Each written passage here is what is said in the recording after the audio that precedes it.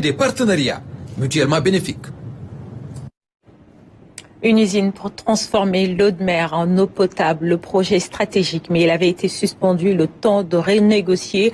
Coût, tarif, énergie verte, impact environnemental. Le ministre de l'Hydraulique et de l'Assainissement, Dr Cheikh Dièye, est notre invité ce soir pour détailler les nouveaux termes de contrat sur l'usine de dessalement de la Grande Côte. Bonsoir, monsieur le ministre. Merci d'avoir accepté notre invitation. Bonsoir, Mariama. Merci beaucoup pour l'invitation et pour l'opportunité que vous me donnez de communiquer avec nos compatriotes en ce moment important, en ce moment historique dans notre secteur, mais dans le pays tout entier. Alors, le projet d'usine de dessalement avait été mis en pause par les nouvelles autorités. Qu'est-ce qui a changé depuis pour relancer les discussions? Et merci beaucoup. Vous savez que ce contrat a été signé le 27 mars 2024, soit 3 jours après l'élection présidentielle. Et après l'installation des nouvelles autorités, Monsieur le Président de la République et le Premier ministre, qui avaient promis au peuple sénégalais que tous les contrats qui n'étaient pas conformes à nos lois et règlements, mais qui ne reflétaient pas les intérêts économiques actuels et futurs du Sénégal seraient renégociés, nous ont donné des instructions après avoir reçu une délégation d'Aqua Power le 17 septembre 2024. Monsieur le Président de la République nous a donné des orientations pour nous demander de renégocier le contrat en nous donnant des lignes directrices que nous devions respecter. Il a aidé ensuite, après avoir échangé en Arabie Saoudite avec le prince Ben Salman sur le partenariat stratégique, pour nous insuffler l'esprit de partenariat et de coopération. Et c'est sur cette base que nos équipes, sous le leadership de la SONES, mais il y avait aussi les équipes techniques du ministère des Finances, du ministère de l'Économie, du ministère de l'Énergie, avec le Bureau d'intelligence économique, ont travaillé d'arrache-pied avec beaucoup d'expertise pour aujourd'hui nous faire ce résultat remarquable en termes de prise en compte des intérêts du pays. Et ce qui me tient le plus à cœur, qui est le plus important pour moi, c'est la conformité avec les lois et règlements. Parce qu'un pays ne se dote pas de lois et de règlements pour les violer, juste pour quelques intérêts du moment. Aujourd'hui, le premier contrat n'était pas conforme à la loi et au règlement. Celui-ci a repris la procédure et on a obtenu tous les avis de non-objection. On a levé toutes les réserves de l'UNAPP, Unité des partenariats publics-privés, des SMP et autres. Ça, c'est le volet juridique. Ensuite, sur le volet économique, les gains sont simplement sans commune mesure et ils n'ont plus rien à voir avec ce qui a été légué ici en 2024. Et justement, ce qui a été légué, le coût initial du projet avait fait beaucoup débat, plus de 450 milliards de francs CFA. Avec cette renégociation, qui paye quoi exactement aujourd'hui? C'est une très bonne question. Le coût global du projet reste le même, 459 milliards de francs CFA. Mais en PPP, ça veut dire qu'il n'y a pas un franc qui sort de les caisses de l'État. Oui. C'est un investissement direct étranger, le premier et le plus grand de l'Arabie Saoudite en Afrique subsaharienne dans ce secteur. Qu'est-ce qui va se passer? Dans le premier contrat de 2024, l'Arabie Saoudite a fait le Aqua Power, après avoir dessalé l'eau de mer, nous vendait le mètre cube à 427 francs CFA. Aujourd'hui, avec le contrat renégocié, nous tombons à 389 francs CFA. Là, vous parlez de millions et de milliards de mètres cubes. Si vous le multipliez, vous voyez tout de suite la différence. Donc, il y a une baisse considérable sur le prix de l'eau, du mètre cube. Le second, le Sénégal devait payer annuellement un loyer de 2027 à 2029, 20 milliards par an, à partir de 2030, 40 milliards par an. Avec le nouveau contrat, c'est 17,5 milliards entre 2027 et 2029, et c'est 35 milliards au lieu de 40 à partir de 2030. Déjà aussi baisse significative du prix des loyers que le Sénégal devait payer. Il y a aussi un levier majeur que nous avons utilisé comme levier d'optimisation pour baisser les coûts, c'est l'énergie. Dans le premier contrat, Aqua Power devait construire une centrale de 150 MW pour faire tourner l'usine tout juste. Après la renégociation, nous avons amené le partenaire Aqua à accepter de construire une centrale de 300 MW, c'est-à-dire du double de ce qui avait été prévu.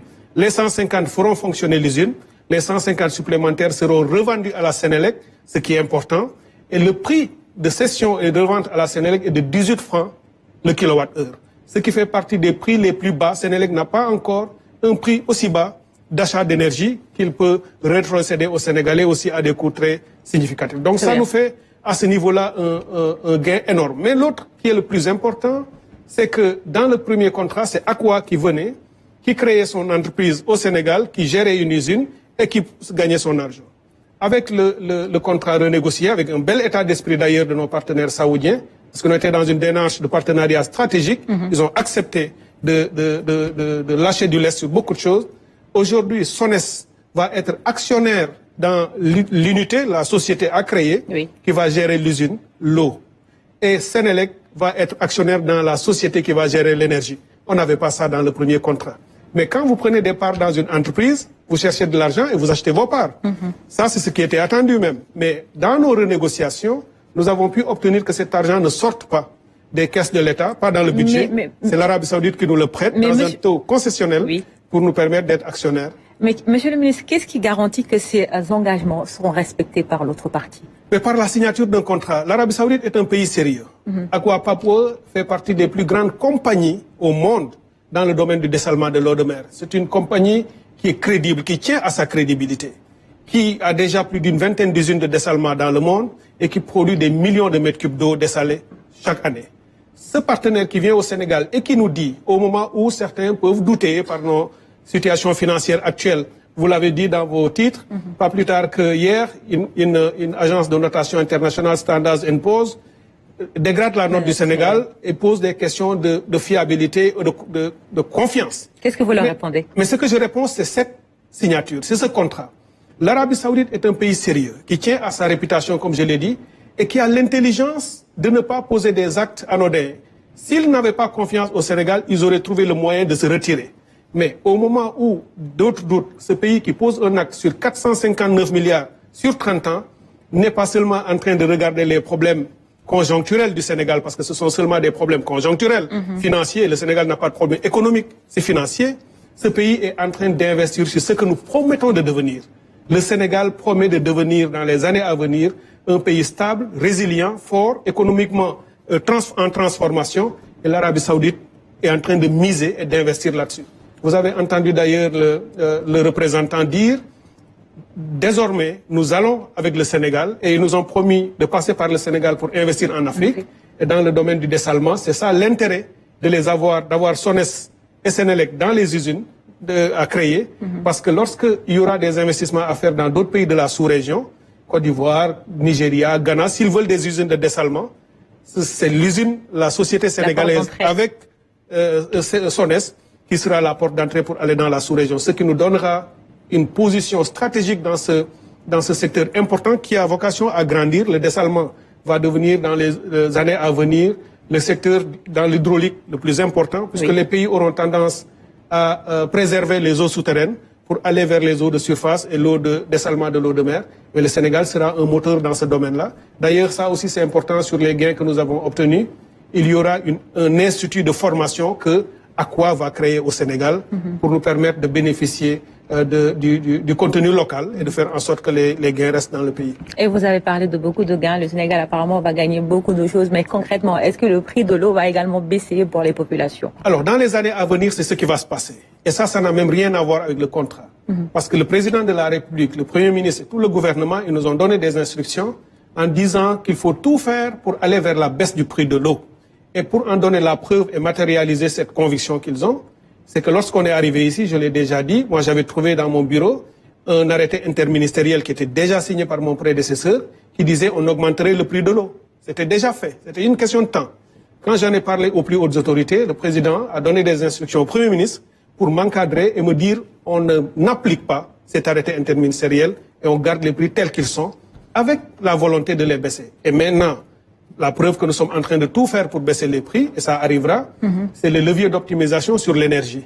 Parce que l'énergie actuelle de Sénélec coûte relativement cher pour faire fonctionner des usines, mais avec le solaire et les énergies renouvelables, et on en donne la preuve dans ce nouveau contrat, on va réussir à baisser les coûts, et cela impactera dans les années à venir le prix de l'eau considérablement, et c'est la promesse que le président a donnée, et nous y travaillons pour que l'eau continue de baisser régulièrement, et qu'on donne le plus d'eau possible, en qualité, en quantité et de qualité à notre peuple qui le mérite. Et justement, on parle d'un projet stratégique pour Dakar, Thiès et Mbour.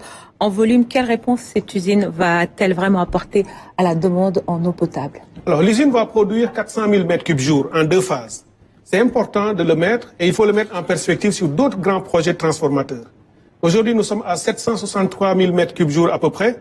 Dans les années à venir, on va avoir besoin de 1 800 000 d'ici 2040 et plus de 3 millions de mètres cubes d'ici 2050 dans ce périmètre Dakar-Mbour-Thiès. Alors il faut y mettre beaucoup d'eau parce que la population grandit, les besoins augmentent. Déjà, ces 400 000 mètres cubes jour vont permettre de nous préserver des situations de stress hydrique dans les années à venir. Mais si vous le mettez en relation avec les autres grands projets que nous avons, comme le grand transfert qui vient aussi dans cette zone, mais à Touba, dans les Niayes et dans d'autres villes du Sénégal, vous voyez que le gouvernement est en train de tout faire pour anticiper la demande et faire en sorte de résoudre les problèmes avant même qu'ils ne se posent. C'est-à-dire qu'on sait que la population va croître et on fait en sorte d'avoir le maximum, parce que l'eau, c'est la seule ressource dont on ne peut pas se passer. On ne peut pas attendre qu'il y ait crise et manque d'eau avant de trouver des solutions. Donc, il faut aller vite et c'est ce que nous faisons à travers ce contrat avec les autres aussi. Et Monsieur le ministre, on sait que le dessalement peut avoir un impact sur les écosystèmes marins.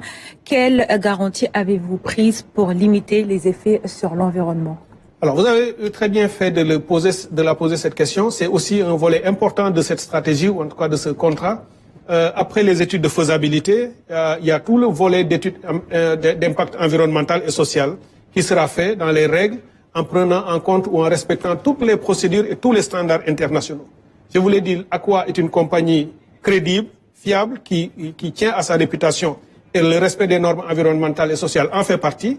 Mais le Sénégal est aussi un pays crédible et sérieux, et le gouvernement tient à la santé de sa population. Donc ces études seront faites de la meilleure des manières, et on va prendre en compte tout, y compris les impacts qu'on pourrait retrouver sur la population. Il y aura peut-être des déplacés dans ces zones, mais toutes les procédures seront respectées pour que leurs droits ne soient pas violés en aucune façon. Ça aussi, on a reçu des orientations fermes là-dessus, pour que tout l'environnement et les écosystèmes puissent être préservés, et le ministère de l'Environnement va contribuer à garantir que cela soit dans ce sens-là. Très bien. Merci beaucoup, Dr Cheikh Tidiane Dièye, pour ces précisions. L'usine de dessalement est présentée comme un tournant dans la gestion de l'eau au Sénégal. On suivra donc de très près les prochaines étapes. Merci d'avoir été notre invité. Merci. Et